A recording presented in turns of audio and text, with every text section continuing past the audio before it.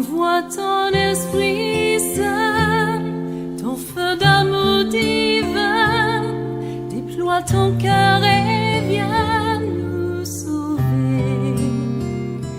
Délivre-nous de nous, délivre-nous de tout ce qui refuse en nous de t'aimer. Du sang de ton agneau, déverse en nous le flot des abondantes eaux de ton pardon. Viens inonder nos vies, restaure-nous, guéris ton Église.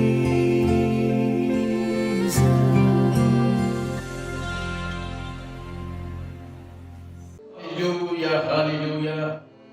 Nous saluons, bien-aimés, dans le puissant et précieux nom de notre Seigneur, Jésus-Christ de Nazareth. C'est un plaisir pour nous de partager avec vous notre ministère. Ce que le Seigneur nous a dit, nous disons le ministère se définit, se décrit par ce que le Seigneur t'a dit lorsqu'il t'a appelé. Et durant toute la vie, je dirais, de notre ministère, nous prendrons le temps de vous donner la parole que le Seigneur nous a dite lorsqu'il nous a appelés. Alléluia. Alors, soyez richement bénis, soyez fortifiés et que la faveur et la grâce de Dieu vous accompagnent. Que le Seigneur vous bénisse de toute bénédiction spirituelle, mais aussi matérielle. Le Seigneur Jésus revient bientôt. Notre Seigneur, conformément à sa parole, il revient chercher cette Église dont il a parlé. Et l'Église est constituée de tous ceux qui ont non seulement cru au Seigneur Jésus-Christ, mais qui ont décidé de marcher selon sa volonté, de marcher dans ses voies, de marcher dans ses voies. C'est pourquoi nous vous appelons à toujours être fermes, à toujours marcher résolument selon notre engagement avec lui, selon sa parole, selon, n'est-ce pas, le plan qu'il a tracé pour nous. Alléluia. Et c'est certain qu'il revient. Il nous a parlé lorsqu'il s'est révélé à nous et il nous a parlé sur les événements, n'est-ce pas, qui vont précéder son avènement. Alléluia. Les événements précurseurs de son avènement. Le Seigneur Jésus est en route. Le Seigneur Jésus arrive bientôt. Et nous devons préparer non seulement sa venue de façon personnelle, mais également nous devons préparer nos familles, nous devons préparer nos enfants, nous devons préparer nos communautés à la venue du Seigneur. Alors, mes amis, soyez bénis, soyez vraiment bénis dans le puissant nom du Seigneur Jésus de Nazareth. Amen. Alors, notre thème général que nous traitons est la lecture spirituelle de la crise dans notre pays. La lecture spirituelle que nous faisons par rapport aux événements majeurs, je dirais, produits dans notre pays. Alléluia. Et nous disons que derrière ces événements, il y a une histoire derrière ces événements. Et nous disons que derrière ces événements, il y a la main invisible, la main spirituelle. Il y a la pression, n'est-ce pas, du monde spirituel. Et il est important de comprendre les choses qui arrivent. Alléluia. Si le Seigneur Jésus a dit que si le Seigneur Jésus-Christ a donné comme signe dans Matthieu 23 et Matthieu 24 comme signe précurseur, signe avant-coureur, les guerres, les tremblements de terre et des catastrophes naturelles, catastrophes spirituelles, catastrophes tout court. C'est parce que ces catastrophes pour ne pas dire certaines catastrophes, seront l'expression, n'est-ce pas, de la venue du Seigneur Jésus-Christ de Nazareth. Nous ne disons pas que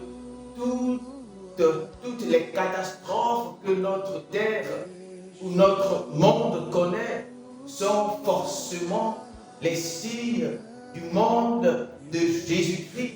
Mais nous croyons que dans la fin du temps, il y aura des combats spirituels qui vont se matérialiser, qui vont se voir à travers des catastrophes.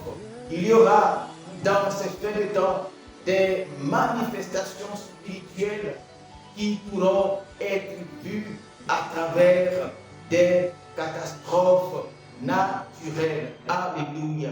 Et il faut que ces choses soient pour nous révélateurs. Il faut que nous sachions que derrière ce voile, derrière ces signes, il y a un monde spirituel. Sinon le monde spirituel, la réalité spirituelle qui est à l'œuvre. Alléluia.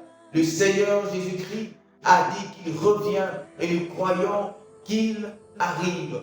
C'est pourquoi, à travers les événements que nous avons connus dans notre pays, nous tentons d'expliquer, n'est-ce pas, la main de Dieu, le signe de Dieu, l'expression du monde de Dieu ou l'expression de l'enjeu de l'Église. Et pour le faire, nous sommes allés dans l'Ancien Testament pour prendre des histoires ou des événements qui ont eu lieu dans l'Ancien Testament, ces événements du peuple de Dieu, les événements d'Israël. Alléluia. Israël confronté à une situation de guerre. Israël confronté à une situation de guerre contre un ennemi redoutable. Alléluia. Et nous disons que dans le plan de Dieu, Dieu choisit Israël comme nation sur la terre afin de montrer à l'humanité comment est-ce que Dieu voudrait marcher avec les nations. Alléluia. Mais au-delà d'Israël, il y a une réalité spirituelle. Et au-delà d'Israël, Dieu va parler de son royaume. Dieu va parler, n'est-ce pas, Dieu va parler de son royaume. Dieu va parler de la réalité spirituelle de là où il est. Non seulement cela, mais de sa volonté d'avoir une relation avec la terre, une relation avec les hommes de ce monde. Alléluia. Et alors, Israël sera comme un prémisse que Dieu présente à l'humanité. Mais maintenant, alors dans la fin des temps, Dieu va manifester Jésus. Et à travers Christ, Dieu va appeler ce qu'il a nommé Église. Donc l'Église sera liée à Jésus-Christ. L'Église sera des personnes qui seront bien entendu physiques, mais qui auront à marcher avec Dieu, qui auront à appliquer la parole de Dieu et à se révéler, à se présenter comme des enfants de Dieu, à se présenter comme des citoyens du royaume de Dieu sur la terre. Alors logiquement, l'Église doit, sinon l'Église se présente comme des citoyens qui ont double nature, qui ont une nature charnelle dans un lieu précis, dans un lieu déterminé, mais également qui sont citoyens d'un autre monde qui est le royaume de Dieu. C'est pourquoi il dira chercher premièrement ce royaume-là. C'est pourquoi il parlera d'un royaume et un lieu où règne un roi qui a ses valeurs, qui a ses principes, qui a ses statuts, règlements, qui a sa constitution, qui a, n'est-ce pas, tout ce qui détermine une nation, c'est-à-dire un peuple, une terre, une constitution qui a également une unité culturelle, qui a une identité culturelle. Les chrétiens ont une identité culturelle liée à leur façon de faire, leur mode de vie, à leur civilisation du royaume de Dieu. Et la guerre dans laquelle nous sommes, généralement toutes les guerres, sont des guerres civilisationnelles. Alléluia, parce que Jésus-Christ nous donne, nous présente une autre façon de vivre et autre façon de faire différente de ce que nous voyons sur cette terre.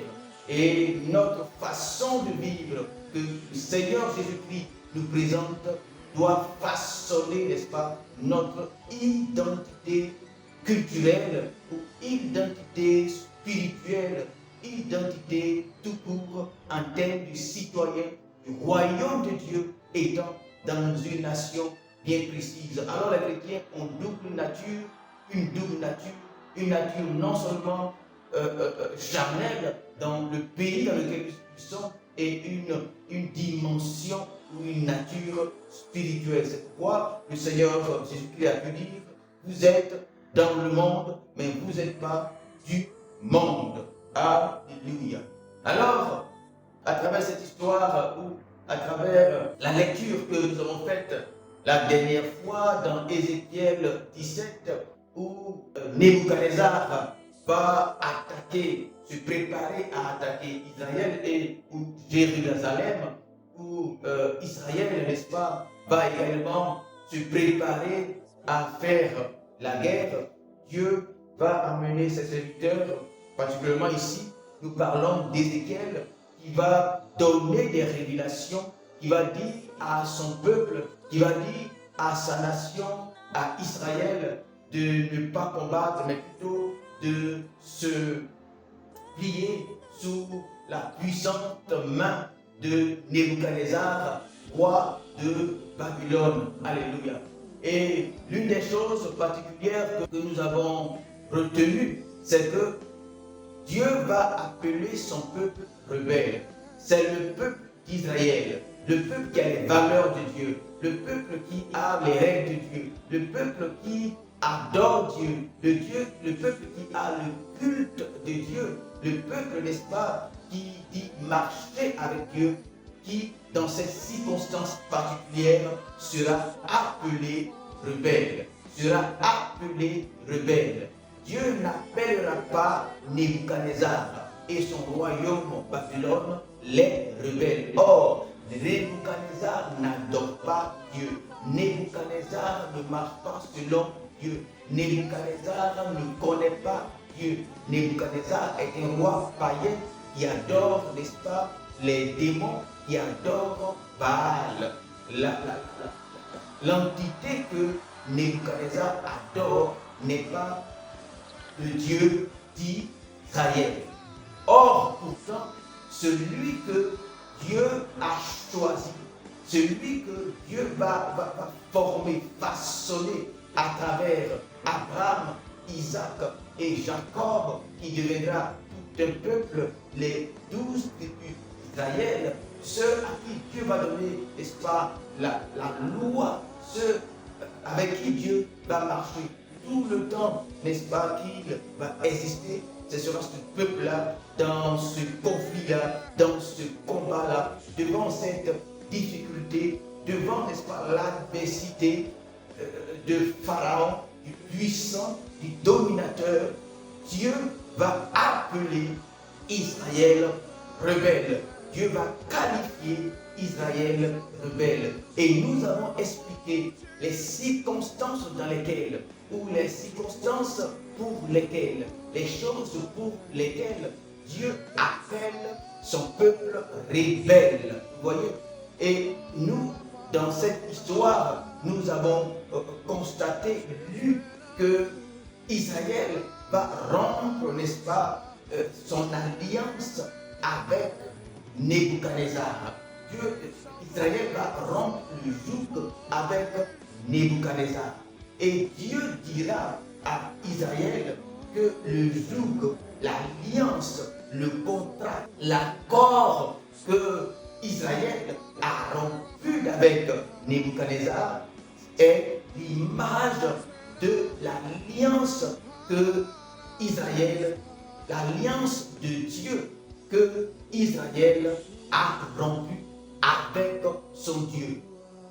Israël rompt l'alliance, n'est-ce pas, politique, le joug que Nebuchadnezzar, roi de Babylone, a mis sur lui, qui pèse sur lui, et Dieu dit à son serviteur Ézéchiel, mais Dieu l'a dit également à Jérémie, que c'est l'alliance que Dieu lui a faite, n'est-ce pas, avec son peuple, que son peuple vient de rompre. Et c'est pourquoi Dieu nomme, Dieu appelle, Dieu qualifie son peuple de rebelle. Du sang de ton agneau, déverse en nous le flot des abondantes eaux de ton pain. Viens inonder nos vies, restaure-nous, guéris ton Église.